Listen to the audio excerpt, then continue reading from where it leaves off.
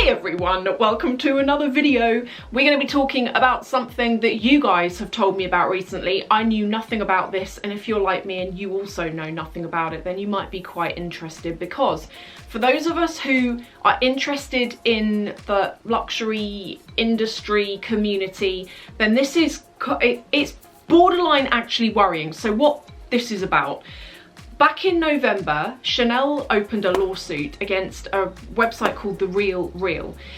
The Real Real allows people to sell designer goods that are pre-loved on there, and then they can sell it to the audience and they get the money, and then The Real Real take a percentage in commission. Works really in exactly the same way as Vestiaire Collective. The lawsuit's taken place in New York, and the basis of which Chanel is taking them to court is on the fact that Chanel are claiming that the Chanel bags sold on The Real Real are fake, counterfeit. And Chanel aren't saying that some of them are, they're saying all of them are, which really got me curious, because I'm thinking, well, surely out of everything on there that's Chanel that gets sold, they can't all be fake. I mean, I very much doubt everything on there is fake. There probably are fake items, and for that I'm going to come on to my thoughts about this whole thing in a minute. I think the main concern that a lot of us have is, if Chanel are doing this to The Real Real, are they trying to stop the sales of secondhand goods online? And if they succeed in doing that, what's going to happen for those of us who buy and sell, whether it's kind of as like a business, a hobby on the side to make a bit of extra money, or whether you're someone who you like to buy something, enjoy it, sell it, and then trade up for the next thing? It's kind of like, if you can't do that anymore, does it mean that if you buy anything from Chanel moving forward and then you decide you don't like it anymore, that you're fundamentally stuck with it? Very much like Vestiaire Collective, they claim that if you buy from The Real Real, they verify the item before it gets sent to you, therefore you're guaranteed something that's genuine. The reason why Chanel have taken The Real Real to court is because Chanel are claiming that The Real Real make it sound on their website like they are directly affiliated with Chanel, when they're not. And Chanel also claim, this is quite interesting, Chanel also claim that their own people that they employ are specifically trained on how to spot genuine from fakes. And as loads of you know, there is a super fake market that's been growing for the last few years, where items are being made that are quality fakes that look so good. I've heard stories of people actually in the boutiques not able to verify them, because it's like, wow, it actually could be real. And there is also this thing that happens where, again, I've had loads of you tell me this, if I show a new Chanel bag, in the past, I might show it just so you can see it comes with an authenticity card that's got a number on the back of it.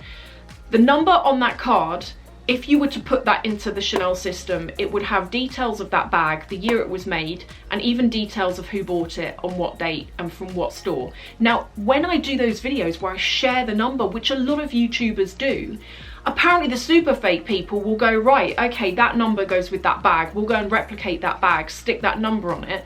Then if I ever come to sell it or take it into a store where actually the number's scrutinized and there's already another one out there with the same number, it's like, which one is the real thing?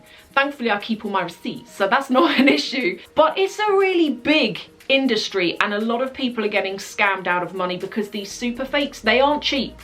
The super fakes can be anything up to thousands of pounds, and it's almost like, although you might be getting a really big discount on the real thing, I'd rather save up for the real thing than spend £1,000 on something that's fake. And again, I know there's loads of you who watch me that say, you know, that's all well and good, but the actual cost of them is so extortionate in the first place. And I'm not judging anyone that chooses to do that, by the way, just for the record. They've also said to The Real Real that as part of this lawsuit, they want The Real Real to write to all their customers that have ever bought a Chanel item to alert them to the fact that they may actually have bought something that's counterfeit.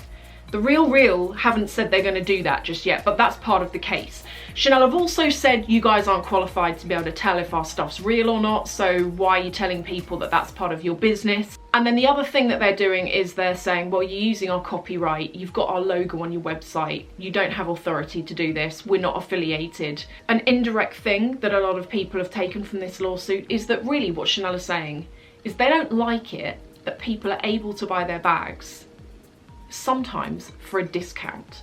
That's really what it comes down to, because if you buy a bag for X price, you keep it for a few years, Chanel's prices go up year on year, normally in around about November time. If you keep it for long enough and you sell it for a profit, but the person buying it at the current price is getting a discount, if that makes sense. And I think they want to stamp out that culture, as well as the culture of people buying and flipping. So they buy it, they don't use it, they know there's something special about it. I've done this before myself, and because it's limited edition, you can sell it and get a lot more money out of it. So I think it's just the whole thing. But loads of us are thinking, if Chanel actually managed to succeed, what does that mean for us that also buy and sell our designer goods? Does it mean that you can't do it anymore? Therefore, is that going to have an impact on resale value? And also, does that mean that potentially you could go and buy something from Chanel, legitimately feel like in time that you've gone off the item and you want to get the money back out of it and buy something else? Does that mean that with Chanel items, you're basically stuck with them unless you go and sell them on some sort of black market? So here's the thing. First of all, this lawsuit is ongoing. It hasn't actually gone through. The only thing that Chanel really have is the case around copyright and IP, which is the main thing, right? If you want to get someone for everything, if you've got a trademark or a copyright, that is one thing that legally a lot of people don't want to get embroiled in, because it's like a fact. You've trademarked your details, you either have approval to use it or you don't.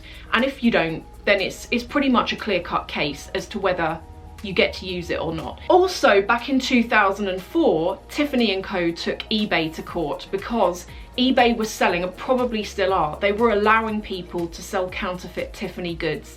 Tiffany actually lost that case as well. Now I've got to say, so I had those of you saying to me, what do I think of it? I'm all for it. All for it, because I cannot stand the fake market, and I don't like the idea of people getting ripped off, and I actually think that the fake market can be prohibitive for those of us who do buy and sell the real thing, because it makes people think, God, if I'm about to spend thousands on something, how do I know it's the real thing? And I've bought a couple of second-hand items before, and I get them, and even though it might come with the receipt, that there are items that I've bought and I've almost thought after, I've almost had that panic of what if I've just been stitched up and I've bought something fake and I'm not going to know about it until a couple of years later where I might decide to sell it. Whereas if that culture of fake things on the internet didn't exist, not that I'm sure that you can ever get rid of that or squash it, but if it didn't exist, I think a lot of us would feel a lot more confident about it. So I gotta say, I actually am pleased Chanel are doing this, because there was even in this lawsuit, there was even a couple of examples put forward that I'm going to show you here of bags that were on sale on the Real, and Chanel is saying that bag didn't even exist. We never made a bag that looked like that, and yet it's being sold as the real thing. Now, if I was the customer that bought that bag, even though it's quite unattractive anyway, but if I was the person that bought that thinking that I had the real thing and then later finding out that I had a fake, I would probably cry. I would definitely cry, because what are you ever going to do? You're stuck with it.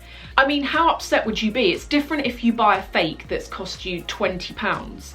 But if you've bought a fake thinking it's the real thing and you spent £1 or £2, £3 or £4,000 on it, that's, oh my God, it's just like robbery. This did happen to me probably around about 10 years ago now. I've told you guys about it before.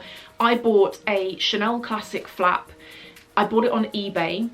The person had basically taken pictures of a real Chanel Classic flap.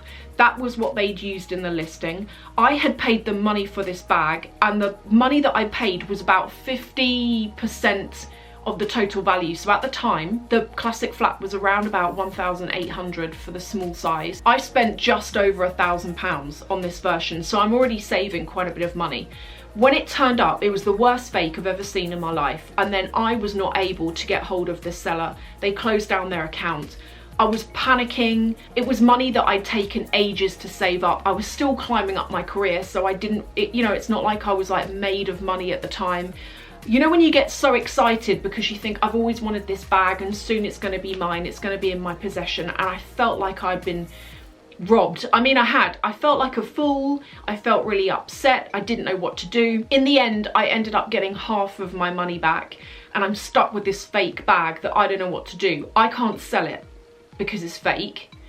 I'm never going to use it. What do I even do with it? I ended up giving it to charity, and I only walked away with £500 out of what I'd actually spent on it. So from that point of view, and to anyone who that's happened to, I'm all for this. If you're buying something that's fake and you know it's fake, fair dues. But it's when you're being told it's real when it's not. That's when it's completely out of order. Although this court case is still going on with the Real, earlier this year, Chanel also sued another website called What Goes Around Comes Around. And it was based on the same thing as well, of you're selling fake stuff and you're selling it as the real thing.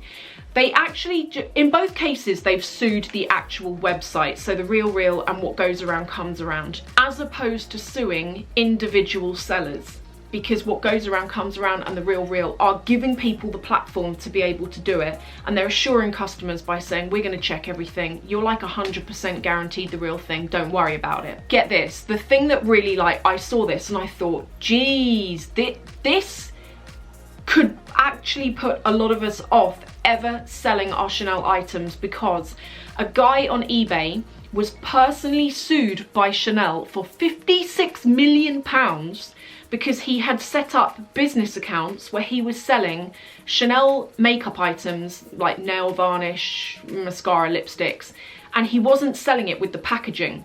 So he was claiming that they were real, but the things he was selling, he was getting straight from a department store, so it looked like he worked somewhere because he was selling off the testers. You know, like the testers that are on that display thing and there's no lid on them because they get put back in the hole after. He was selling things that were never designed for resale, and he was also selling things like bottles of nail varnish which had been used as testers, and people were buying them. And the case that Chanel was saying in that instance is, you're selling things that were never meant to be. We want customers, when they're buying our cosmetics, to actually get the true experience of what we really like, not for people to buy a tester and go, do you know what, buying Chanel was absolutely rubbish and I'm glad I didn't spend full price on it. And it's like, yeah, but that's because you didn't get the full thing. You didn't get everything that comes with it. I don't know, like the bag and the box and the lids. But the worrying thing was that they actually sued someone £56 million. I mean, who's ever going to fight that? And what really made me curious is that if you're going to sue someone, normally you sue them because you know you'll stand a chance in getting that money. No individual is going to have 56 million. So that's almost a question as to whether Chanel did that to set a precedence and to say to any individuals out there, if you're going to sell our stuff, watch your back. At the moment, there is no legal thing out there that prevents any of us from selling our Chanel items. I am curious as to why Chanel have gone after the Real, but then it looks like they might be picking off the sites one by one. So What Goes Around Comes Around, the Real. Is it going to spread through all of the secondhand designer websites that you can go to? I hope not. I really do hope not. I cannot see it affecting resale value. If anything, it might even push it up because things are going to end up black market, kind of harder to get hold of. But in the case files that have come out of the lawsuit that's going on at the moment with the Real, what has come out in court is that they're saying, Chanel, you cannot stop people from selling their personal items. Yes, you can get these websites on allowing people to sell counterfeits as the real thing, but you can't stop people who go and buy your items who legitimately want to go and sell them on. And I think the only way that Chanel are going to be able to stop this across the board is by threatening all of the individual companies with copyright. We've copyrighted our name, you don't have permission to use our name or to use our logo, which is going to be in the photos of the bags. Therefore, the companies indirectly can't actually sell any of their stuff. Who knows where this is going to go, or even if they're going to win, but it's interesting. Please let me know what you think. I have actually linked below this video, I've linked to a load of articles on this. If you're like, what is this? We're really curious, we want to know more. I've linked to those articles below. There doesn't seem to be like loads of information, I will say. When I first heard about this, I thought that it was going to be all over the papers, but I was really surprised. It's only in a few places that I've seen it. But let me know what you think. And if you know more about this story than what is included in the links below or what I've said, please share your thoughts. Also, I want to know if any of you have bought from the Real. Vestiaire Collective, Fashion File, any of these websites, if you've ever bought and you've got stitched up with something that's fake, please tell me in the comments. And if you did, also please let me know whether you ended up getting your money back, how easy that was, what the process was. And also please let me know if now, from what I've told you, it's not just a case of Chanel saying you can't sell your stuff. If you know that it's based largely around the fact that fakes are getting sold, let me know what you think of that as well. Are you like, actually, I'm for that because I don't want to go and buy a fake? There's so many different ways of looking at this. Let me know what you think. I will speak to you in the comments.